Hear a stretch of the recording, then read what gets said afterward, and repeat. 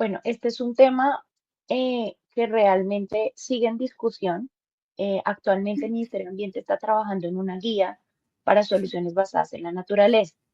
Eh, y son discusiones que hemos tenido, digamos, desde el sector ambiental. Realmente lo que yo considero es que pragmáticamente muchas soluciones de bioeconomía, muchas soluciones de economía forestal, soluciones incluso que ya se están dando en territorios urbanos, son soluciones basadas en la naturaleza, así no tengan esa etiqueta.